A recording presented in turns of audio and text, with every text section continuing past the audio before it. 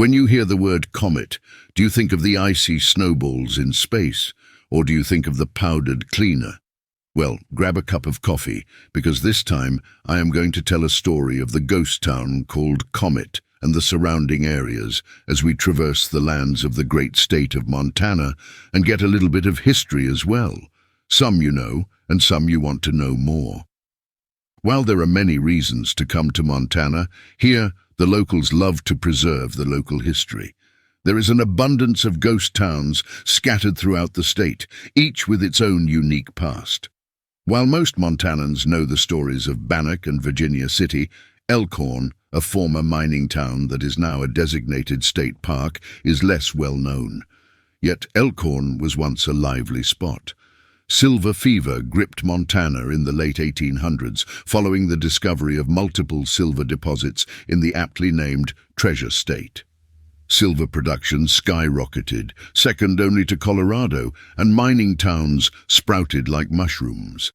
The town's story began in 1868, when a Swiss immigrant named Peter Wicks discovered silver in the area. The first mine was soon opened, and by 1875, Elorn was a bustling settlement. Elorn was a family town. At its height, it had around 2,500 residents and was home to the usual Western boomtown establishments: a school, hotel, church, a saloon, shops, and even a brothel. In 1890, the Sherman Silver Purchase Act passed, creating a high demand for Elorn's silver. But the silver boom didn't last long. In 1893, the Sherman Silver Purchase Act was repealed, and the price of silver plummeted. Elorn, Montana, was a thriving silver mining town at the turn of the 20th century. But as silver prices dropped and a diphtheria epidemic ravaged the town, tragically killing many of the local children, Elorn began to decline. By the 1970s, it was abandoned, with only a few residents remaining. Today, Elorn is Montana's smallest state park, preserving the ruins of a once vibrant community. The town's two main gathering places, Gillian Hall and Fraternity Hall, are well preserved and open for exploration. Their original fixtures remain in place, just as they were over 100 years ago. While there are other buildings, some are collapsing or boarded up, leaving visitors to wonder what happened and what was it like during its peak. The Fraternity Hall, one of the surviving original buildings, best tells the story of Elorn. It has endured over a century of neglect and extreme Montana temperatures. Its lower floor features Greek Revival architecture, while its unique outcropping second story reflects the sophisticated neoclassical style. Fraternity Hall was built in 1893 as Elorn's architectural and social center. During its century-old existence, it has certainly seen it all. The spacious hall's interior is not without its blemishes. The locals say that a square dancer once shot a waltzer dead when they argued over the kind of music to play. Today, the Fraternity Hall is well restored and it's open year-round, and you can explore its second floor. It's safe to walk around. Gillian Hall is another frontier architectural building that stands next to Fraternity Hall. The building was erected somewhere in the 1800s and served as a saloon, dance hall, and store. However, the outdoor staircase to the second floor was ruined long ago, making the first floor the only accessible area of this building. Elorn does have cemetery, a beautiful one at that, located on an isolated hillside. The cemetery primarily holds the remains of the local children who perished in the 1888-1889 diphtheria epidemic. While leaving Elorn, you may want to head west. There you will find a site of beauty and enjoyment. The history of Hotel May. The first building on this site was constructed in 1863 by James E. Riley, a prospector who built a saloon and bathhouse to cater to local miners and ranchers. In 1881, Riley enlarged the hotel at the Springs, and the following year began to construct a new hotel that would accommodate 50 people. However, he died of smallpox in September of that same year. After Riley's death, Abel C. Quaintance and Cornelius Griswold bought the Springs and completed the hotel. In 1890, C.K. Kerrick of Minneapolis secured a 10-year lease on the property and supervised the construction of a large addition to the old hotel structure, resulting in a Victorian hotel with a veranda surrounding the building. He renamed the Hotel May after his daughter. At the time of the lease, the hotel was 2 hours by rail from Helena and Butte. However, the Elorn line of the Northern Pacific, completed that year, brought rail service to the hotel. Kerrick disposed of his interest in the Hotel May that same year to a local businessman.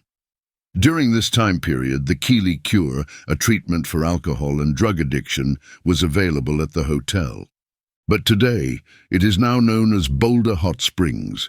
It is a great place to relax in one of the many natural geothermal pools, mineral baths and steam rooms. It's truly refreshing after hiking through mountains and long drives. While continuing west on this journey, you will stumble upon the small town with a controversial treatment.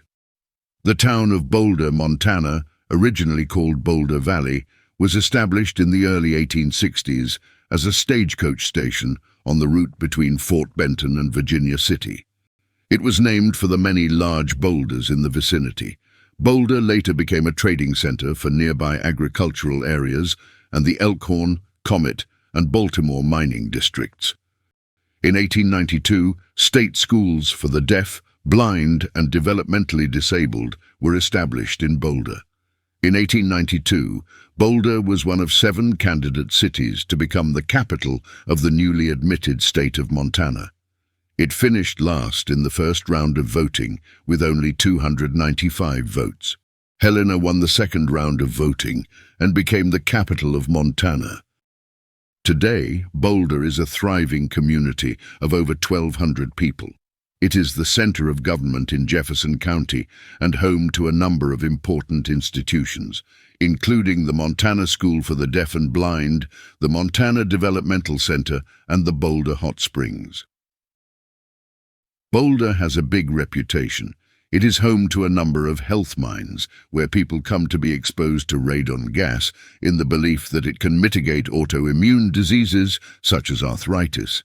While the practice is controversial due to the well-documented ill effects of high-dose radiation on the body, it also contributes to the economy of the area by attracting tourists.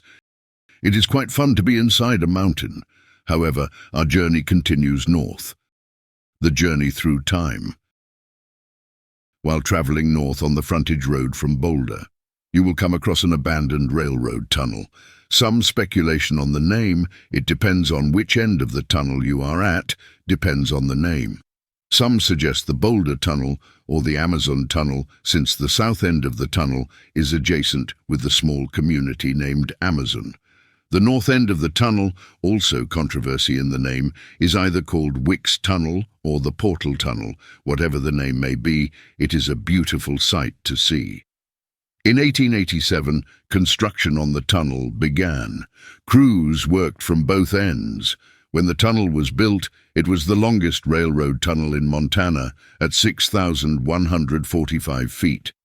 The first train rolled through the tunnel on October 24, 1888. The large wooden doors were added at each end and kept closed in winter to keep snowdrifts out and the warm air in. These doors had to be opened every time a train passed through and needed to be closed afterward. The large wooden doors at both ends of the tunnel can still be seen today. If you are feeling adventurous, you can walk through the tunnel that runs underground for more than a mile. Or if you are of the many off-road enthusiasts, I have seen 4x4s and the ATV of the like travel the tunnel for the adventure and thrill. However, during the winter months in Montana, the tunnel may become impassable, but you can still explore the tunnel on foot. And when you do, you will see beautiful and remarkable works of art done by Mother Nature herself. As your journey through the mountain continues, you stumble across a small community. Even though residents do live here, Wicks is a ghost town. The silver mines around Wicks were among the first to be developed in the state. In 1864, an unknown prospector discovered the Gregory Mine, which became the site of the second silver smelter built in Montana in 1867. In 1869, the Alta mine was discovered, and it quickly proved to be one of the richest silver mines in Montana. In 1876, the original owners of the Alta mine sold the property to a group of New York capitalists led by William W. Wicks. That same year, the group organized the Montana Company and platted the town of Wicks. By 1880, the town had a population of around 400 people. The silver mines of Wicks played a significant role in the development of Montana. They attracted miners and settlers to the area, and they helped to boost the state's economy. The town of Wicks also became a center of commerce and culture with its own schools, churches, and businesses. Wicks, it seems hard to believe, but in February 1880, Wicks, Montana Territory, was one of the few mining towns that built a church before having a saloon. The mining camp of Wicks, Montana, was a booming town in the mid-1880s, but it was an atypically quiet one. The Weekly Herald reported that no liquor was allowed in the camp, and any employee who became intoxicated would lose their job immediately. As a result, the town was largely free of the dissipated element that was often found in other mining settlements. This provides a glimpse into the life of a mining town in Montana in the late 19th century. It is a reminder that these towns were not all wild and woolly places. Some, like Wicks, were relatively orderly and well-organized communities. Centerpiece, though, was the Alta mine. It consisted of 3 tunnels. The deepest reached 250 feet below the surface, but eventually bottomed out at 1,600 feet. There is a honeycomb of tunnels, shafts, and stopes with a combined length of 30 miles. It was one of the first 6 communities to be listed in the territory's first telephone directory in 1885.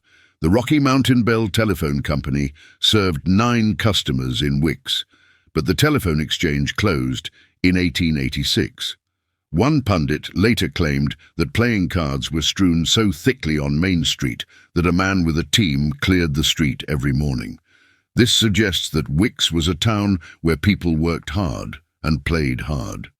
In 1900, the district was dealt a severe setback when the Northern Pacific Railway abandoned their branch line to Wicks, and Wicks was nearly destroyed by fires in 1901 and 1902. One of the beehive-shaped charcoal kilns is still in good condition. The others have been partially razed. There are still a few standing structures on Wicks's Main Street. Only one dates to before the 1901 fire. Even more foundations mark the presence of other structures in the camp. After the multiple factors of the declining silver prices, the fires and ore depletion, Wicks eventually became a ghost town. With our journey coming close to an end, let's head southwest. Tucked away between the small town of Basin and Wicks lies a forgotten ghost town. Taking the appropriate named High Ore Road, you will soon discover the remains of Comet. One look you can tell it was a town that fought hard to stay lively.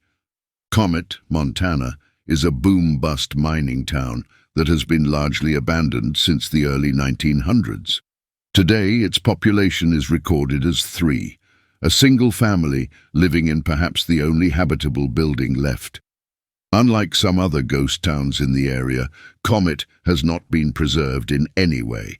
It is a less well-known but intriguing place for those who wish to visit.